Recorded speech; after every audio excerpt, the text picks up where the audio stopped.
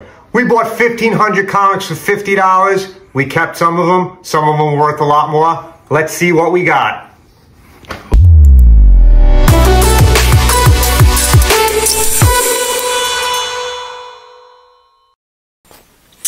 Before we even get into this, did you really need 1,500 more comics?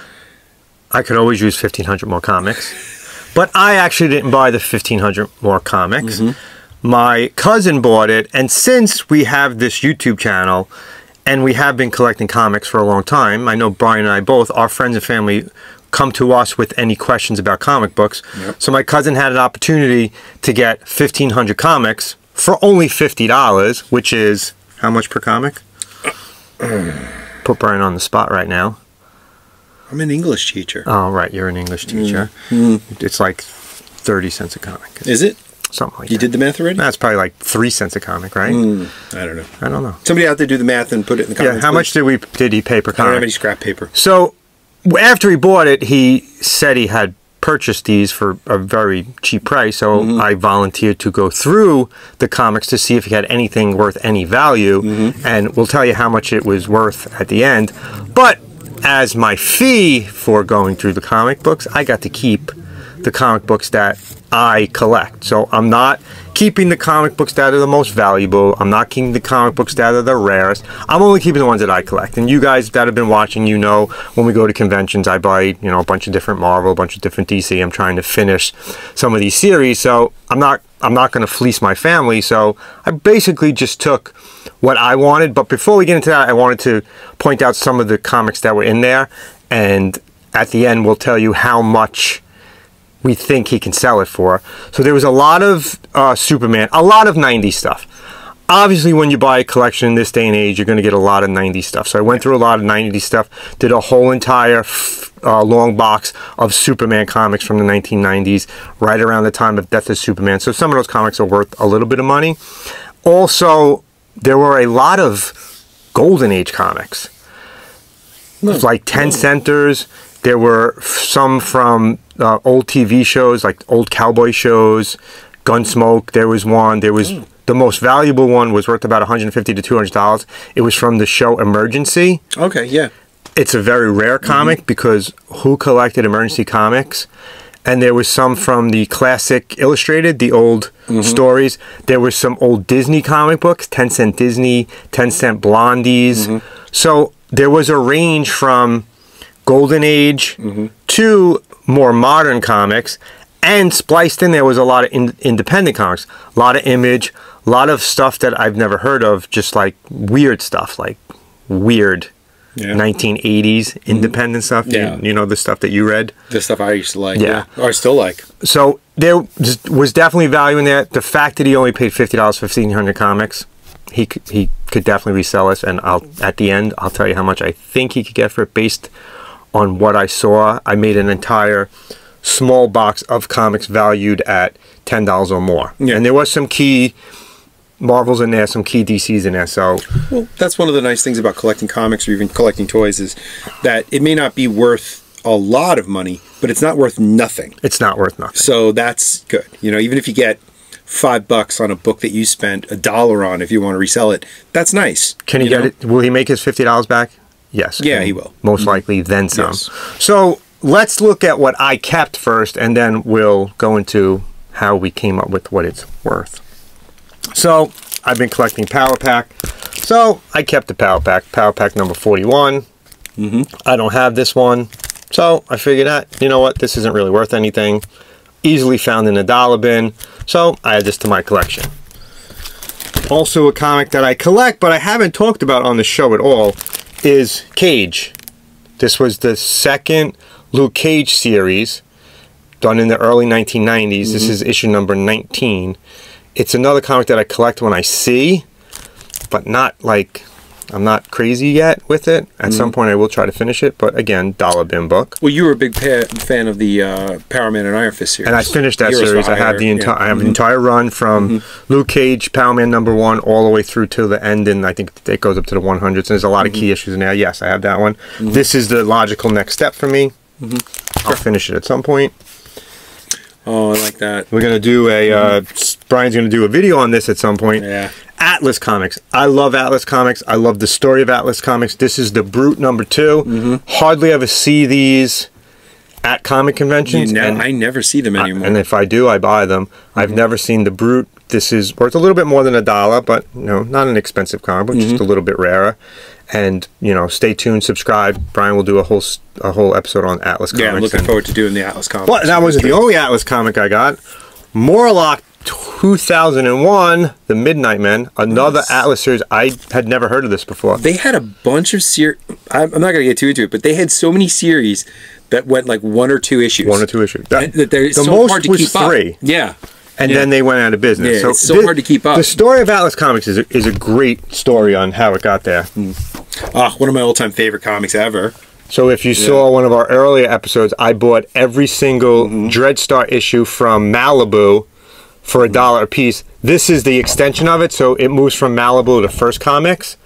So I did start collecting these, and I was very surprised to see this in the 1500 pile. But that's the kind of comics in there, these Dreadstar, and right around the same era as those. I'm actually starting to buy the compendiums. That was actually in there too. The Elric, yeah. Yeah. I'm starting to buy the compendiums of Dreadstar. It's such a good story.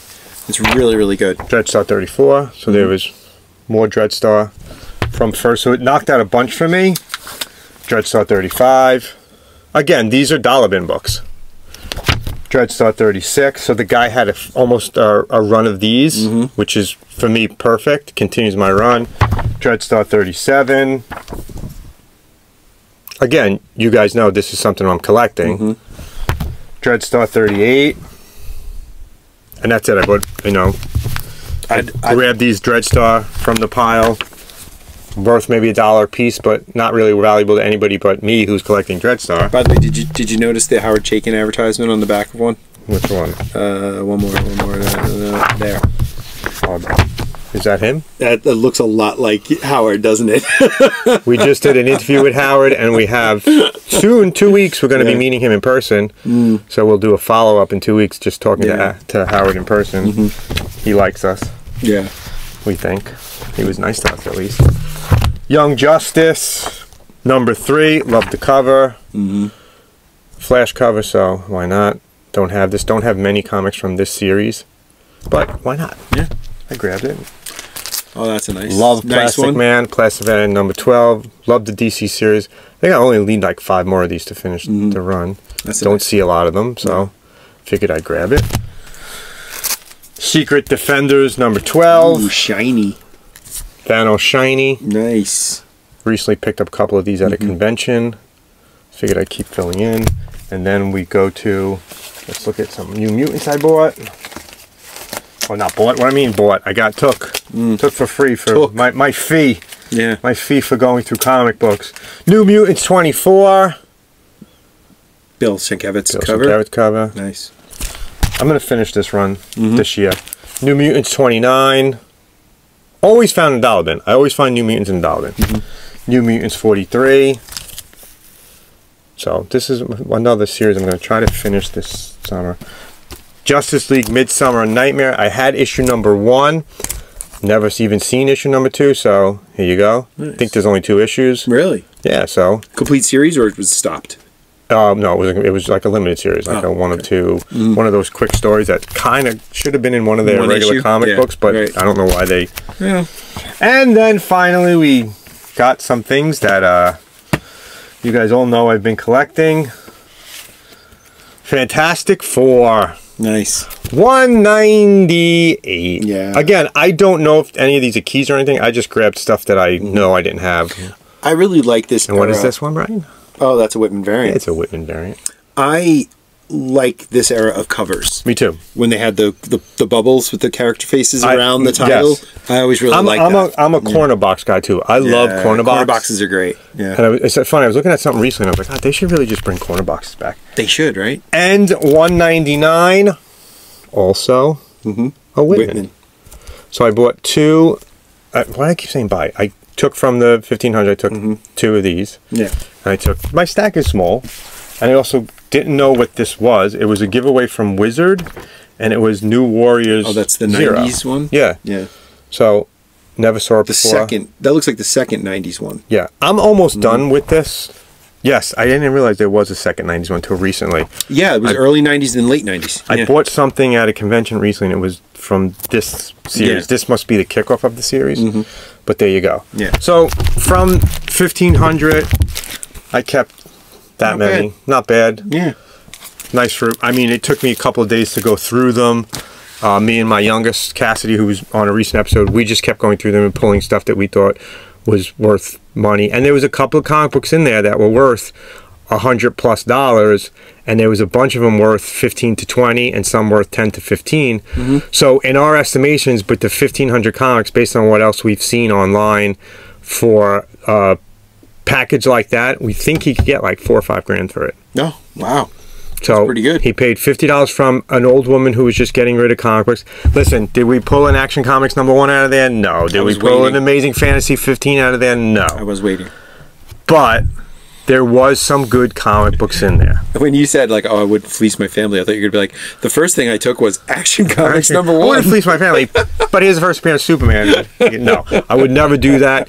They just got married, so they were looking to, Steve, he's looking to flip some comics and make some money to help pay for, their future. So, and I was like, I'll go through them, and I'll...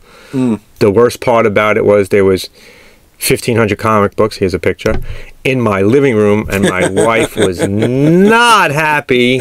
And then my daughter came home, and her stuff got piled in, and we lost a whole entire third of the living room, but it was fun. Listen, if anybody else in my family ever needs me to go through comic books, I love going through comic books, and the fact that I could sit in my living room for 2 or 3 days and just flip through short boxes and look at comic books. I organized them, put them in Superman together, Independence together, valuable ones together. So it was fun. So if you ever need someone to look through comic books, especially if you have an Action Comics #1 or an Amazing Fantasy #15, we will evaluate those for you if you like, and if tell you that it's probably worth nothing. If you buy a huge lot, don't look at it. Just let us look at it first, and we'll go through it for you. But as always, thanks for watching us. Love what you collect. Collect what you love. We'll see you next time.